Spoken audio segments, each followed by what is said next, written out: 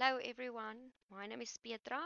I'm going to read the Torah portion Vayishlach, starting in Genesis 32:1 up to Genesis 36:43, and I'll be reading from the English Standard Version. Jacob went on his way, and the angels of God met him. When Jacob saw them, he said, "This is God's camp." So he called the name of that place Mahanaim. And Jacob sent messengers before him to Esau his brother in the land of Seir, the country of Edom, instructing them, "Thus you shall say to my lord Esau, Thus says your servant Jacob, I have sojourned with Laban and stayed until now. I have oxen, donkeys, flocks, male servants and female servants. I have sent to tell my lord in order that I may find favor in your sight." And the messengers returned to Jacob, saying, "We came to your brother Esau, and he is coming to meet you, and there are 400 men with him." Then Jacob was greatly afraid and distressed. He divided the people who were with him, and the flocks and herds and camels, into two camps, thinking, "If Esau comes back to one camp and attacks it, then the camp that is left will escape." And Jacob said, "O God of my father Abram, and God of my father Isaac, O Lord, who said to me, Return to your country and to your kindred, that I may do you good.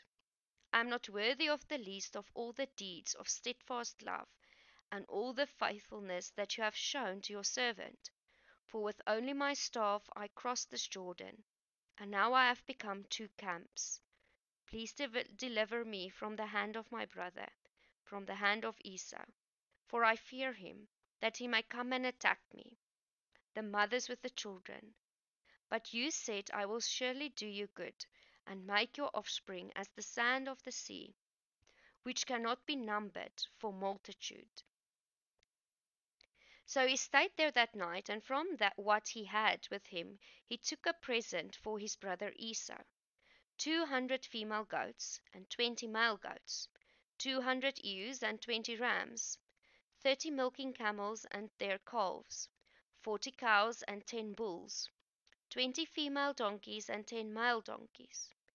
These he handed over to his servants, every drove by itself, and said to his servants, "Pass on ahead of me, and put a space between drove and drove."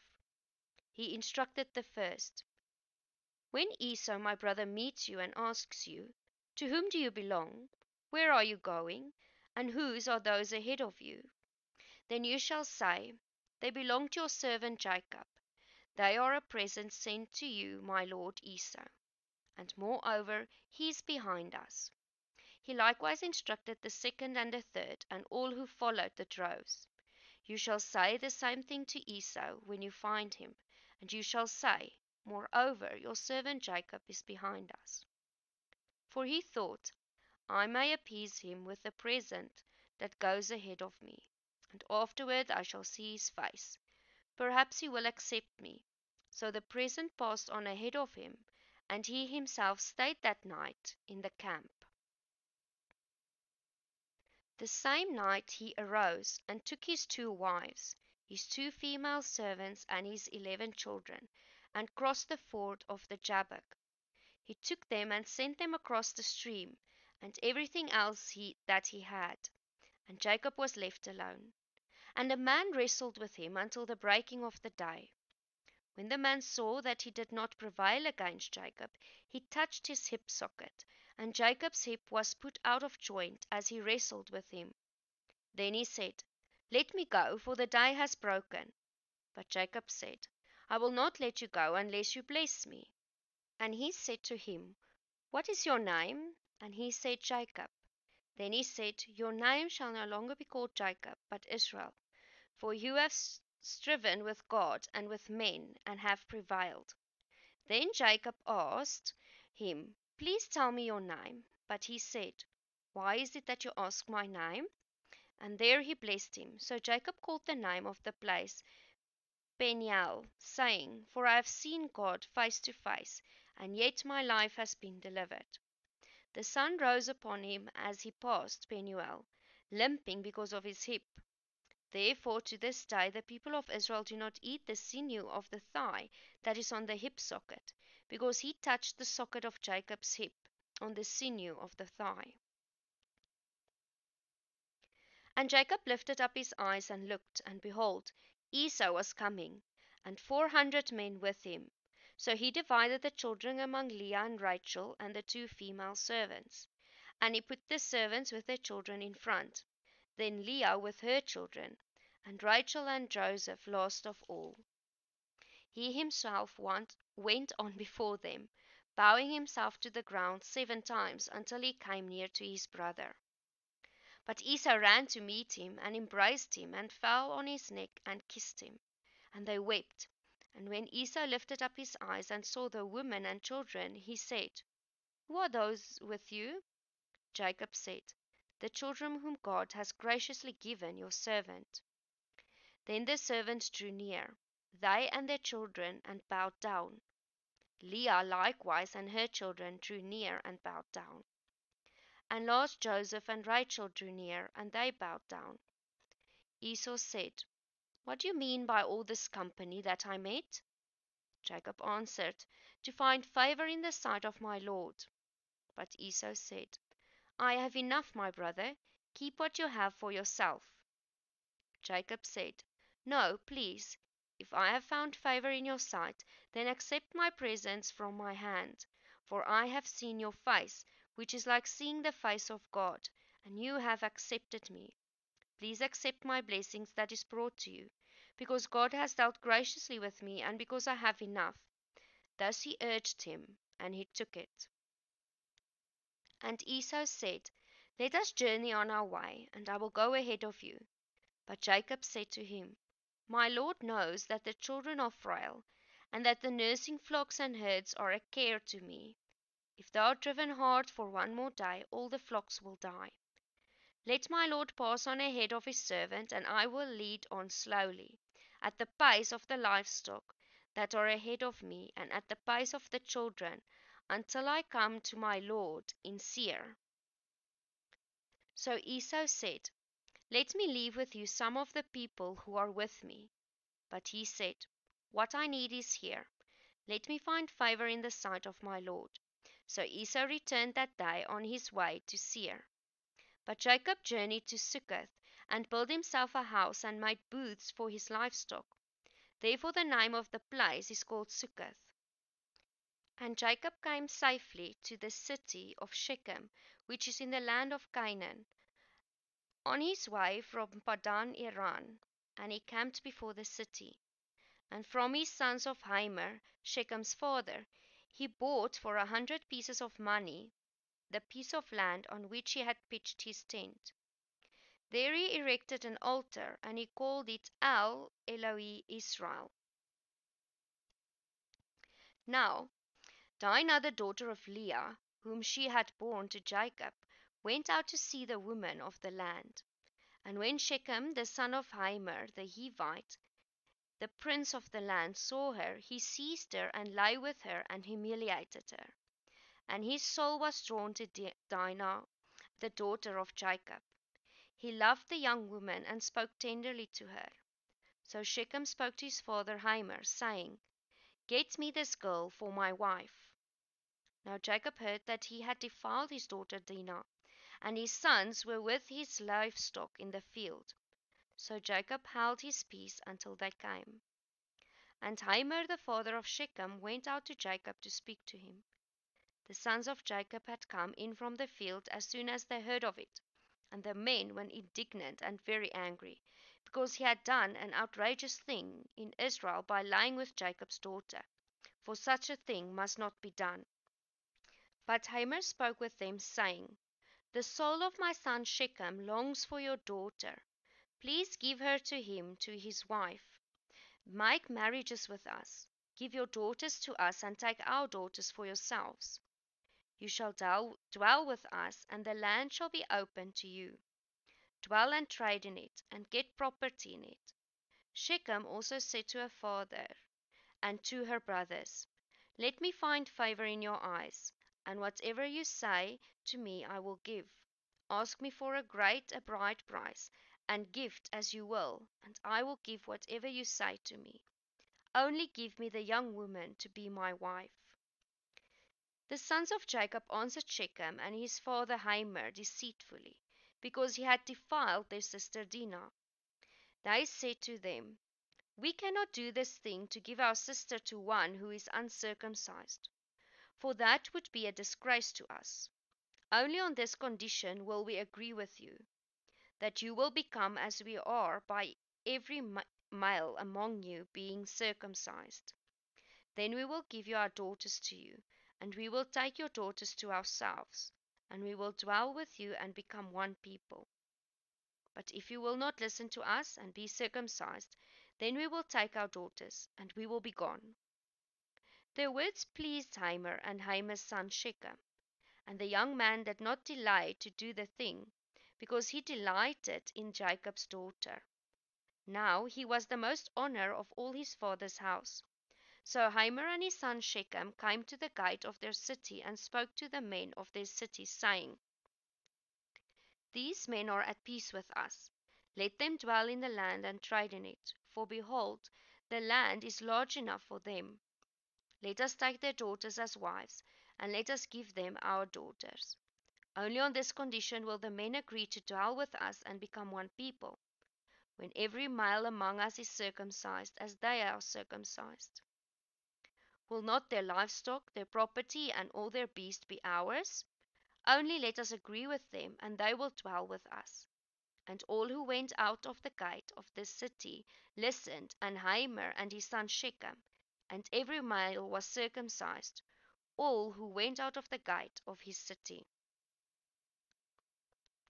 On the third day, when they were sore, two of the sons of Jacob, Simeon and Levi, Dinah's brothers, took their swords and came against the city while it felt secure, and killed all the males.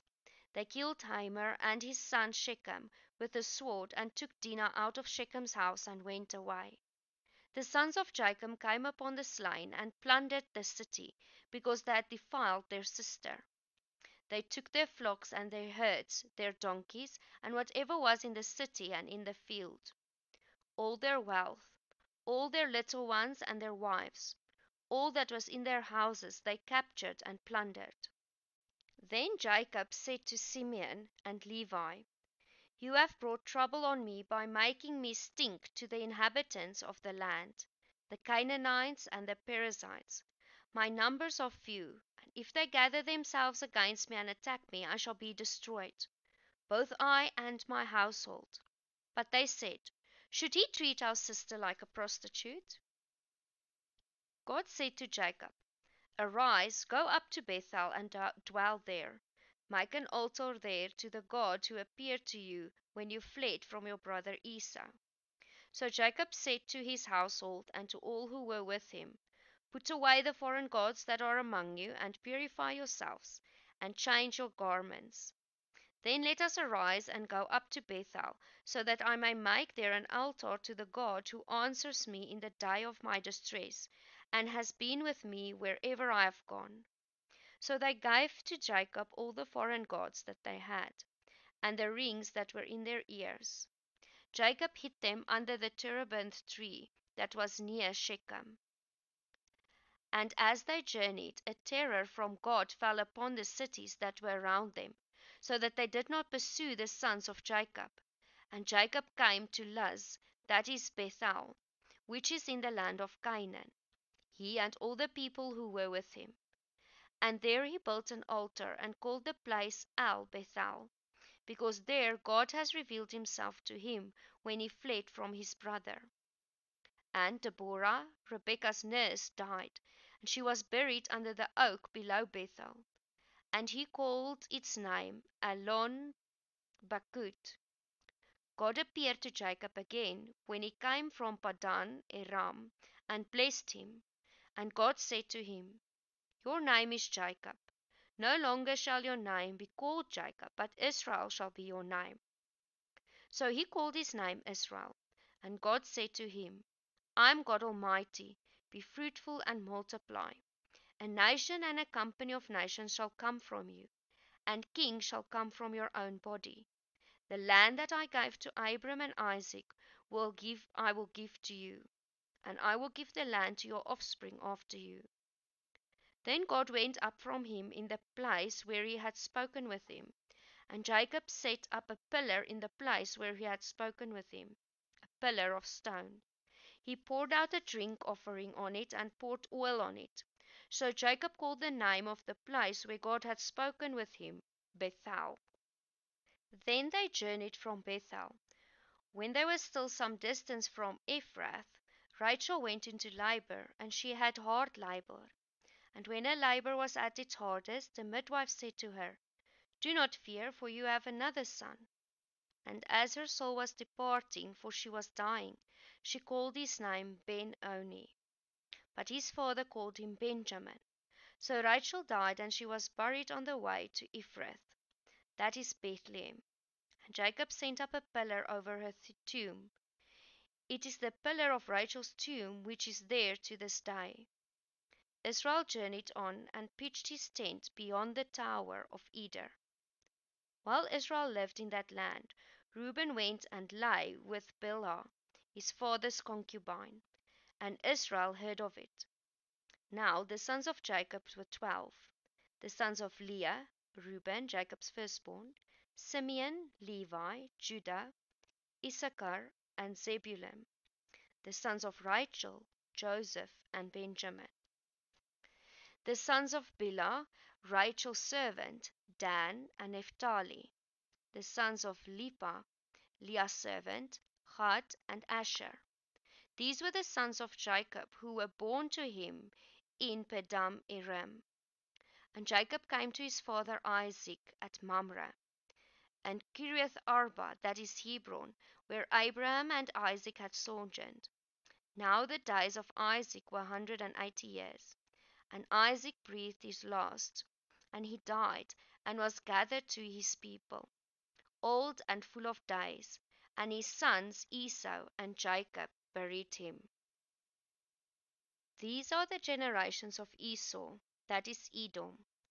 Esau took his wives from the Canaanites: Ida, the daughter of Elon, the Hittite; Oholibamath, the daughter of Aina, the daughter of Zibeon, the Hivite; and Basemath, Ishmael's daughter, the sister of Nebaioth. And Ida bore Esau, Eliphaz; Basemath bore Ruel, and Oholibamath bore Jehush, Jalam, and Korah. These are the sons of Esau who were born to him in the land of Canaan. Then Esau took his wives, his sons, his daughters, and all the members of the household, his livestock, all his beasts, and all his property that he had acquired in the land of Canaan. He went into a land away from his brother Jacob, for their possessions were too great for them to dwell together. The land for their sojournings could not support them because their livestock. So Esau settled in the hill country, Seir. Esau is Edom. These are the generations of Esau, the father of the Edomites, in the hill country of Seir. These are the names of Esau's sons: Eliphaz, the son of Ida, the wife of Esau; Ruel, the son of Basemath, the wife of Esau. The sons of Eliphaz were Teman, Omar, Zepho, Gaitham, and Kenaz. Timnah was a concubine of Eliphaz. Esau's son she bore Amalek and Eliphaz. These are the sons of Ida, Esau's wife. These are the sons of Roel: Naath, Zerah, Shammah, and Mizah. These are the sons of Basemath, Esau's wife. These are the sons of Aholibamah, the daughter of Aina, the daughter of Zibeon, Esau's wife. She bore to Esau Jeush, Jalam, and Korah. These are the chiefs of the sons of Esau. The sons of Eliphaz, the firstborn of Esau. The chief, Teman, Omar, Zepho, Kenaz, Korah, Gatam, and Amalek. These are the chiefs of Eliphaz, the land of Edom. These are the sons of Ida. These are the sons of Reuel, Esau's son. The chiefs, Nahath, Zerah, Shammah, and Mizah. These are the chiefs of Reuel in the land of Edom. These are the sons of Basemath, Esau's wife. These are the sons of Aholiabamah, Esau's wife. The chief Jeush, Jalam, and Korah. These are the chiefs born of Ahol- Aholamah, the daughter of Aina, Esau's wife. These are the sons of Esau, that is Edom, and these are their chiefs. These are the sons of Seir in Horite, the inhabitants of the land Lotan, Shobal, Zibeon, Aina, Dishon, Ezer, and Dishan. These are the chiefs of the Horites, and the son of Seir in the land of Edom. The sons of Lotan were Hori and Hemam, and Lotan's sister was Timnah. These are the sons of Shobal: Alvan, Manatath, Ebal, Shephro, and Onmah. These are the sons of Zibeon: Aya and Anah. He is Anah who found the hot springs in the wilderness as he pastured the donkeys in Zibeon his father. These are the children of Anah: Dishon and Aholibamah, the daughter of Anah. These are the sons of Dishon: Hemdan, Eshban, Itran, and Keran. These are the sons of Ezer: Bilan, Zivan, and Akan. These are the sons of Dishan: Uz and Aran. These are the chiefs of the Horites: the chiefs Lotan, Shubal, Zibeon, Anah, Dishon, Ezer, and Dishan. These are the chiefs of the Horites, chief by chief in the land of Seir. These are the kings who reigned in the land of Edom before any king reigned over the Israelites. Bela, the son of Beor, reigned in Edom, the name of his city being Dinhaban. Bela died, and Jacob, the son of Zerah of Bozrah, reigned in his place. Jobab died, and Husham of the land of Temanites reigned in his place. Husham died, and Hadad, the son of Bedad, who defeated Midian in the country of Moab, reigned in his place, the name of his city being Avith. Hadad died, and Samlah of Masrekah reigned in his place. Samlah died, and Shaul of Rehoboth on the Euphrates reigned in his place. Shaul died, and Baal-Hanan the son of Achbor reigned in his place. Baal-Hanan the son of Achbor died, and Hadar reigned in his place, the name of his city being Pau. His wife's name was Mehetabel, the daughter of Matred, daughter of Mezahab. These are the names of the chiefs of Esau, according to their clans and their dwelling places. By their names, the chiefs: Timnah, Alva, Jethet, Aholiabamah, Elah, Pinor, Kenaz, Timan, Mibzar, Magdiel, and Iram. These are the chiefs of Edom, that is, Esau, the father of Edom, according to their dwelling places in the land of their possession.